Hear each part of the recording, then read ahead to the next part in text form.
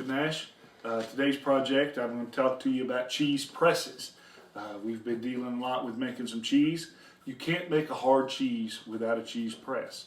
If you buy a kit, you may end up with a little bitty tiny disposable type press. I didn't like it, so I never used it. I went straight to making one. You could go online and order a cheese press for $400 or so. You could buy plans, you could do a lot of things. Basically, I just looked at what was out there and looked at the function. You need something that puts an equal amount of weight on the cheese that you can calibrate to certain weights. Different weights give you different types of cheeses, or different cheese recipes call for different types of weights. So you need a system that allows weight to come down equally, and that you could put weights on it and that you can easily take apart. And so basically what I did is I went down to the local hardware store and bought me a hardwood plank. It doesn't really matter. You want to get a hardwood, you can actually get, ask for food grade wood. I just got this piece of hobby plank and I cut it in half. I didn't measure, didn't do a lot of fancy work to it because this was my first attempt. I wanted to make sure that it worked before I spent a lot of money. So I bought a plank, I cut it in half, and then I drilled holes in the corner. Then I got the longest bolts that I could find at the store. I would have used carriage bolts, but these were longer. So I got these bolts, bought me some washers, bought some nuts for it. So all you do is you run your bolts through your board. You could probably got away with using 2 bolts, but I wanted to use 4. I just wanted to make sure that everything was equal. This isn't the best system in the world, but it works for me. Okay, now this has got the base. Then your actual cheese mold will sit here. All a cheese mold is a food grade plastic tube that has holes drilled in it, and then it's got a follower.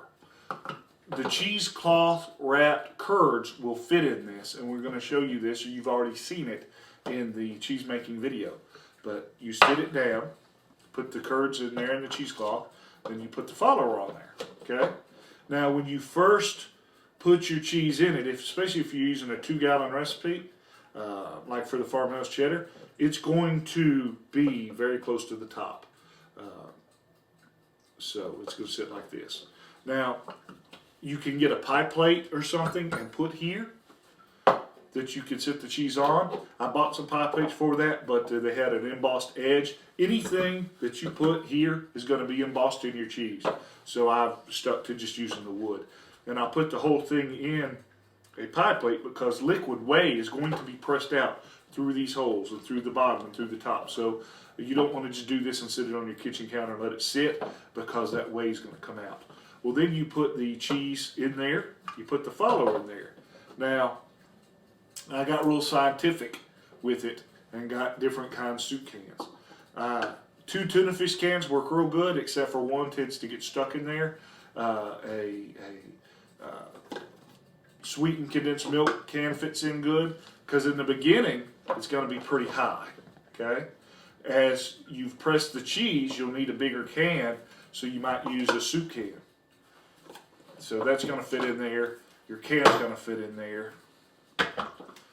Then, once it's in, you will lay the top board, which actually puts the pressure on it. Okay?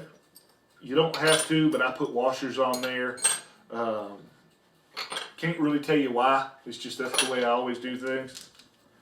Put some nuts. And you don't have to put nuts on there either. But I do, and I know why I do that. I do that in case I knock it off. I don't want cheese falling all over the place. So if I put the nuts on there, you know, it's not going to completely fall apart if the dog or something knocks it over. So put that on. Then to do pressure, you need some sort of weight.